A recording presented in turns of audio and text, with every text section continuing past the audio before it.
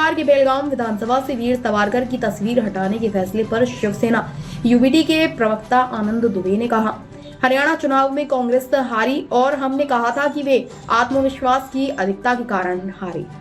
महाराष्ट्र चुनाव में वे हारे और हमने कहा था कि वे केवल 16 सीटों तक सीमित रह गए।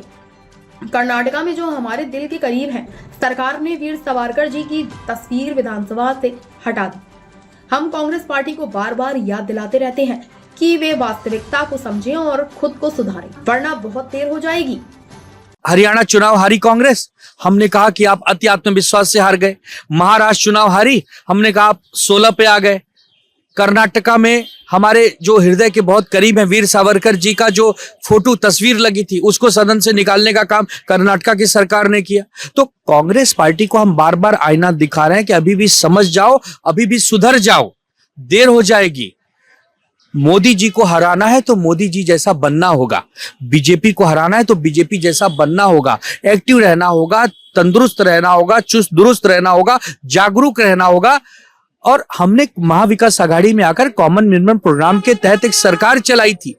हम वीर सावरकर जी और हिंदुत्व का मुद्दा कभी छोड़ नहीं सकते जीवन में, ये हमारे प्राण है। हम तो कर्नाटका सरकार से अपील करेंगे कि वापस वीर सावरकर जी के तस्वीर को उसी सदन में लगाइए, वरना जहां जहां आपकी सरकारें नहीं और आपके महापुरुषों की तस्वीरें लोग हटाने लगेंगे तो आपको कैसा लगेगा। अगर किसी के घर कांच के होते हो तो दूसरों के मकान पर पत्थर नहीं फेंका करता, वरना जब पूरा घर ही कांच का है तब सामने वाले पत्थर फेंकने लगेंगे, तब आप क्या करेंगे। तो ये कर्नाटक के मुख्यमंत्री हो और चाहे डीके शिव कुमार हो, चाहे कांग्रेस की सरकार हो, आत्मचिंतन करते हुए तुरंत बेलगाम के इशू को भी और सावरकर साहब के मुद्दे को भी तुरंत सुलझा लेना चाहिए।